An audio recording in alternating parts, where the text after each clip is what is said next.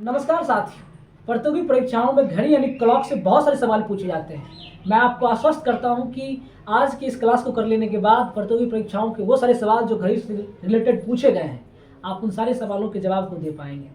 तो चलिए शुरू करते हैं और सबसे पहले ये जानते हैं कि घड़ी का नाम घड़ी क्यों हुआ और घड़ी में घंटे क्यों होते हैं। प्राचीन काल में जब आजकल की तरह तकनीकें ना थी, तो लोग समय देखने के लिए ना घरों का इस्तेमाल किया करते थे। इसमें एक घड़े के ऊपर दूसरा घड़ा रखा होता था और उस घड़े में है ना रेत जैसी सामग्री भरी होती थी। उसके नीचे में छेद होता था जिससे रेत के कण उस छेद के माध्यम से ना दूसरे घड़े में जाते। जब पहले घड़े के सारे रेत खत्म हो जाते, उसमें पूरे राज्य को बताने के लिए कि एक घड़ा का मतलब रेत खत्म हो गया है, यानी 1 घंटा हो गया है, तो घंटा बजाया जाता था। तो यहाँ से तो आ गया घंटा वाला कॉन्सेप्ट, घंटा क्यों आया घड़ी में। और दूसरी बात, चूंकि समय देखने के लिए घड़ा का इस्तेमाल हो रहा है, तो वहाँ से आ गई घड़ी वाली बात। तो आप समझ चुके हैं कि घड़ी का नाम घड़ी क्यों पड़ा और उसमें घंटे क्यों होते हैं। तो चलिए शुरू करते हैं और घड़ी को समझते हैं। घड़ी में ये आप देख रहे हैं, ये घड़ी है। आप ये भी जानते हैं कि किसी बिंदु के चारों ओर जो कोण बनते हैं ना, उसका योग 360 डिग्री होता है। कि जो 12 घंटे हैं, इसमें कितना डिग्री का कोण बनता है? 360 डिग्री। इस हिसाब से 1 घंटे में पूछूंगा तो आप बता दोगे कि 30 डिग्री का कोण बनेगा। ठीक इसी प्रकार से 60 मिनट के लिए भी तो आपको पूरा घूमना होगा एक बिंदु के चारों ओर ही। तो 60 मिनट में भी कौन बनेगा? 360 डिग्री। तो 1 मिनट में भी कितने बन जाएंगे? 60 डिग्री। सॉरी कहते हैं 1 मिनट में 6 डिग्री एंगल बन जाएगा। ठीक इसी प्रकार से 60 सेकेंड के लिए बनेंगे 360 डिग्री। 1 सेकेंड के लिए 36। तो 1 सेकेंड में कितने डिग्री का कोण बनेगा? 6 डिग्री का कोण बनेगा। तो ये बातें है ना आपको पता होनी चाहिए। चलिए आगे बढ़ते हैं। जैसे कि सवाल सबसे पहले ये पूछा जा सकता है कि दर्पण प्रतिबिंब और उसके बाद जल प्रतिबिंब।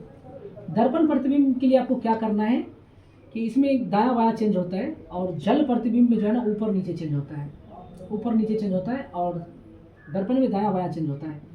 इसमें अगर मतलब टाइम फाइंड करना हो तो आप इसमें 11:60 से घटा लीजिए। 11:60 से घटा लीजिए, आपका दर्पण में प्रतिबिंब वाला जो है ना मतलब कितना बजेगा वो आ जाएगा।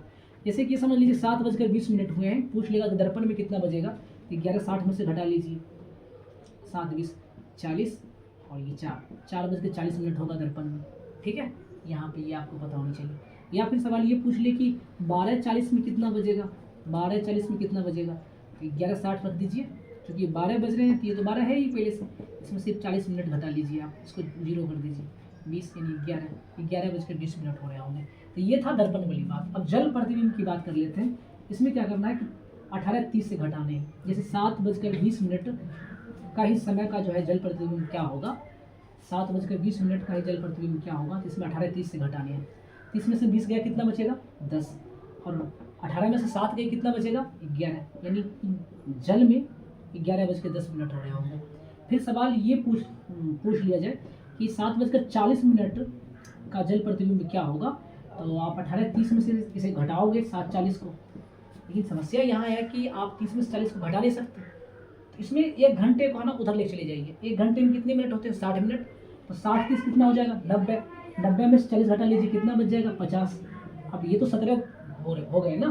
17 में से 7 गया, कितना? 10। यानी 10:50 हो रहे होंगे। मतलब अपेक्षा कर सकते हैं कि आप इन सारी चीज़ों को समझ गए होंगे। अब आगे बढ़ते हैं। अब ये समझते हैं कि जैसे 4:20 है, तो दोनों मतलब ये जो घंटे की सुई होती है और मिनट की जो सुई होती है, उन दोनों के बीच में एंगल कितना बनेगा। सबसे पहले एंगल समझिए।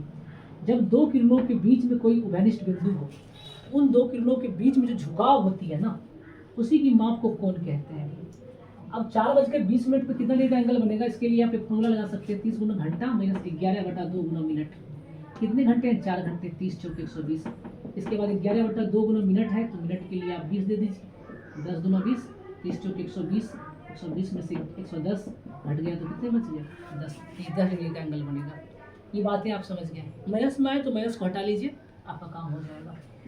चलिए अब आगे बढ़ते हैं। अब एक होती है संपाति। संपाति समझिए क्या होता है कि एक कोई रेखा है, जैसे मिनट की सुई है, मिनट की सुई पे ही मतलब घंटे की सुई पे ही मिनट की सुई आ जाए तो उसे आप संपाति कहोगे। ठीक है, मिनट की सुई यानी एक से अधिक बिंदुएं जब किसी रेखा पे कॉमन हो जाए, उभयनिष्ठ हो जाए ना, तो वो रेखाएं संपाति होती है। चलिए शुरू करते हैं। संपाति कब होती है घड़ी और मिनट की सुई? सबसे पहले जैसे 3 बजे से लेकर के 4 बजे के बीच ये सवाल पूछ लिया जाए कि कब सुइयां संपाति होगी, तो सबसे पहले ये देखिए सबसे छोटा बजना कितना है? 3। 1 घंटे में कितने मतलब कितने डिग्री का एंगल बनता है 1 घंटे में? 1 घंटे में बनते हैं 30 डिग्री का। तो 30 या कितना, इसमें 3 से गुना कर लेंगे, 30 के 90 हो गया। अब 30 या 90 हो गया तो इसे क्या करेंगे, 11/2 से भाग दे देंगे। ये ऊपर चला जाएगा 2, तो 180/11। इसे आप भाग देंगे तो 16.4/11 आएगा। आप ये बोल सकते हो कि 3:16.4/11 मिनट पे सुइयाँ जो है ना संपाती होगी। उम्मीद करते हैं कि आप इस चीज़ को भी समझ गए होंगे। अब इसी प्रकार से 4 से लेकर के 5 बजे के बीच में कब सुइयाँ संपाती होगी, तो आप 4 गुना 30 कर दीजिए 120। 120 में कितने से भाग देने हैं आपको, 11/2 से भाग दे दीजिए, और जो आए 4:19 में आप सुइयों को संपाती बता सकते हैं।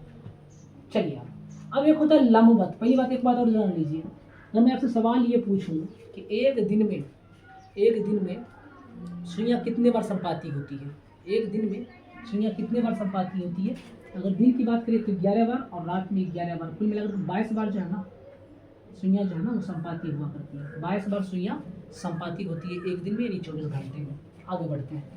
अब लंबवत का मतलब जानते हैं कि 90 डिग्री का एंगल बनना चाहिए, 90 डिग्री का एंगल बनना चाहिए। तो इसे समझते हैं। सवाल ये पूछ लेता हूँ, 4 बजे से लेकर 5 बजे के बीच कब जो है ना सुइयाँ लंबवत होगी। सबसे पहले ये देख लीजिए कि यहाँ पे क्या है, 4 है, कम बजना कितना है, 4। इसे क्या कर देंगे आप, 30 से गुना कर लेंगे। तो 30 से गुना कर लीजिएगा तो कितना हो जाएगा, 120 हो जाएगा। इसमें एक बार 90 को घटा लीजिए और एक बार है ना 90 को जोड़ लीजिए, तो ये हो जाएगा कितना, 30, और ये कितना हो जाएगा, 210। फिर इसमें आपको जो है 11/2 से भाग दे देने हैं, और इसमें भी 11/2 से भाग दे देना है। तो जब भाग दीजिएगा 30 गुना 60 हो जाएगा ये, और 60/11, 60/11 हो गया तो 11 × 5 = 55, 11 × 5 = 55, और 5.5/11 यानी 3:05.11 मिनट की सुइयाँ लंबवत होगी। ये पहली बार में। दूसरी बार में ये कितना, 210/11 है, 210/11 है, 210/11/2 है, ये 2 ऊपर चला जाएगा तो हो जाएगा 420/11, भाग देते हैं। 11 × 3 = 33, बचे कितने, 9, 11 × 8 = 88, बचे कितने, 2, तो 2/11 यानी 4 कितना दिए हैं, 4 से 5 बजे के बीच में दिए हैं, तो यहाँ पे ठीक कर लीजिएगा 4:05 वाली बात। तो 4:38.2/11 मिनट पर ना सुइयाँ लंबवत होगी। और ये बात आप जान लीजिए कि अगर आपसे सवाल ये पूछा जाए कि दिन भर में यानी 24 घंटे में सुइयाँ कितनी बार लंबवत होती हैं, तो 44 बार। ठीक है, आज की ये क्लास कैसी लगी हमें ज़रूर बताइएगा। नमस्कार।